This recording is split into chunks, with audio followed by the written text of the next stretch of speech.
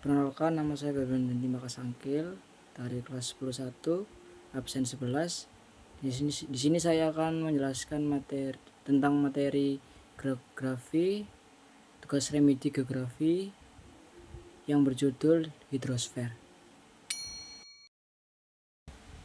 Hidrosfer adalah lapisan perairan dipelajari secara mendalam di hidrologi, ilmu yang mempelajari khusus perairan laut, yaitu oceanografi.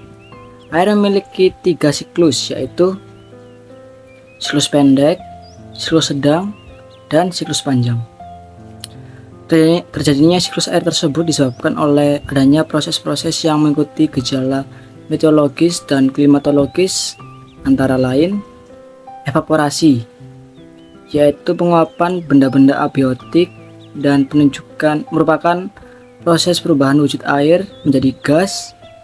Penguapan di bumi 80% berasal dari penguapan air laut. Transpirasi, yaitu proses pelepasan air dari tumbuh-tumbuhan melalui stomata atau mulut daun. Evapotranspirasi, yaitu proses gabungan antara evaporasi dan transpirasi. Kondensasi, yaitu proses perubahan wujud uap air menjadi air akibat pendinginan.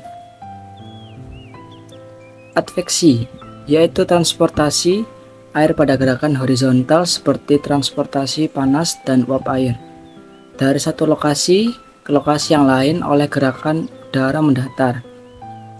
Kedua, presipitasi, yaitu segala bentuk curahan atau hujan dari atmosfer bumi yang meliputi hujan air, hujan es, dan hujan salju. Runoff atau aliran permukaan, yaitu pergerakan aliran air di permukaan tanah melalui sungai dan anak sungai. Infiltrasi, yaitu perembesan atau pergerakan air ke dalam tanah melalui pori tanah. Air permukaan, yaitu adalah bagian dari air hujan yang tidak mengalami infiltrasi atau peresapan, atau air hujan yang mengalami peresapan dan muncul kembali ke permukaan bumi sebagai mata air. Mata air yang muncul di permukaan bumi akan mengalir sebagai air permukaan. Macam-macam perairan, yaitu air tawar, air permukaan, air bawah permukaan, air laut, air tanah, serta sungai, danau, dan rawa. Danau terbagi 7, yaitu buatan, danau vulkanik, tektovulkanik,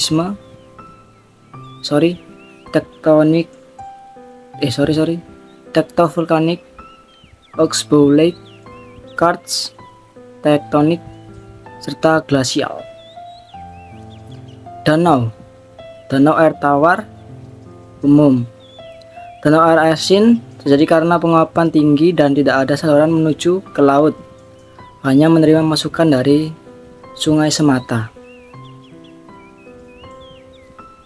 Hulu sungai, ciri-ciri kawasan hulu sungai yaitu arus air sangat kuat, erosi vertikal, ada air terjun paling berbentuk V. Tengah sungai, arusnya tidak begitu deras, erosi vertikal berkurang, arah erosi ke bagian dasar dan samping.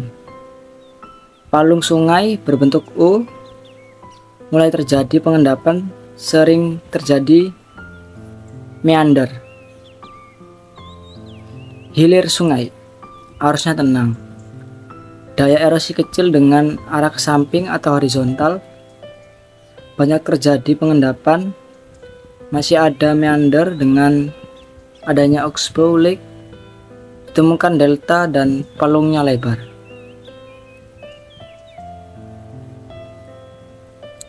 Selanjutnya ada pertumbuhan suatu lembah berjalan melalui 3 proses, yaitu hidrolik, mekanik, serta kimia. Pelebaran lembah sungai terjadi karena proses erosi menyamping karena aliran yang sangat lambat. Pemanjangan lembah sungai terjadi karena penurunan permukaan laut sehingga daratan maju dan pertumbuhan delta yang berarti menambah muka daratan. Kualitas fisik dan pemanfaatan sungai. Penurunan kualitas ditunjukkan dengan adanya parameter tertentu seperti kadar pH, kebutuhan oksigen biologi atau BOD, kebutuhan oksigen kimiawi atau COD. Selanjutnya, peranan sungai mengandung banyak bahan bangunan, pembangkit tenaga listrik, irigasi menghasilkan dataran aluvial untuk kebutuhan industri, serta transportasi air, bahan baku PDAM. Selanjutnya, rawa. Rawa, daerah di sekitar sungai atau muara sungai yang cukup besar yang merupakan tanah lumpur dengan kadar air yang cukup tinggi. Rawa dilihat dari genangan airnya, dibedakan menjadi dua, yaitu rawa selalu tergenang. Ia dapat dimanfaatkan sebagai lahan pertanian disebabkan lahannya tertutup tanah dan yang lebar dan airnya sangat asam derajatnya. Keasamannya mencapai 4, plus minus 4,5 dengan warna air yang kemerah-merahan. Rawa tidak selalu tergenang. Rawa jenis ini menampung air tawar yang berasal dari limpahan air sungai pada saat air laut pasang dan airnya relatif mengering pada saat air laut surut. Rawa ini bisa dimanfaatkan untuk pertanian sawah pasang surut. Manfaat rawa. Yang pertama, rawa yang terdapat pergantian air tawar dapat untuk area sawah. Rawa yang airnya tidak terlalu asam dapat untuk daerah perikanan. Yang ketiga, sebagai sumber pembangkit listrik. Yang keempat, sebagai objek pariwisata.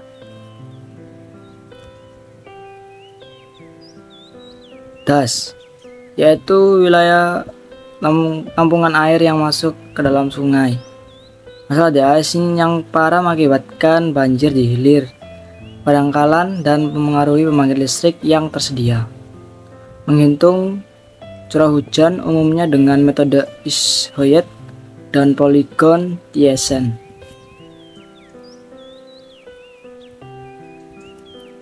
Selanjutnya, air tanah. Tanah terbagi dua lapisan, yaitu kedap air atau impermeable dan tidak kedap air, permeable. Lapisan kedap air yaitu geluh, lempung. Tidak kedap air yaitu pasir, kerikil, serta kapur.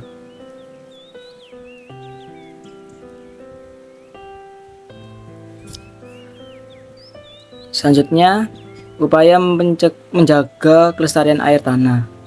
Yang pertama, mencegah penggunaan air tanah berlebihan. Yang kedua, mengendalikan kepadatan penduduk. Yang ketiga, mengurangi penggunaan air tanah di pesisir. Yang keempat, mencegah perusakan hutan. Yang kelima, pengetatan AMDAL. Yang keenam, mengurangi limbah pencemaran air tanah. Yang ketujuh, menambah sumur resapan dan biopori dan lain-lain. Menambah ruang terbuka hijau. Selanjutnya, upaya mengurangi banjir, yaitu melakukan reboisasi, membuat teras pada lahan miring, membuat tanggul di pinggir sungai, pergerukan dasar sungai secara berkala, pembuatan bendungan. Selanjutnya, pantai dan pesisir. Pantai yaitu daratan yang berbatasan dengan laut dan masih terpengaruh oleh proses abrasi, sedimentasi, dan pasang surut. Pesisir adalah daratan tepi laut yang tergenang saat air laut pasang dan kering pada saat air laut surut. Nah, selanjutnya mangrove. Syarat tumbuhnya yaitu yang pertama, terlindung dari gempuran ombak dan pasang surut. Daerahnya landai atau datar. Muara sungai atau delta banyak lumpur. Suhunya rata-rata 20-40 derajat Celcius.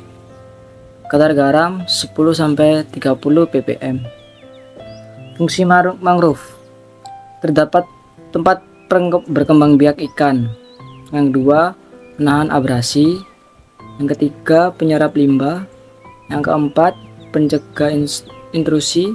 Yang kelima, penahan badai dan ombak besar. Yang ketujuh, bahan bakar. Yang kedelapan, bahan pangan atau nilai ekonomis.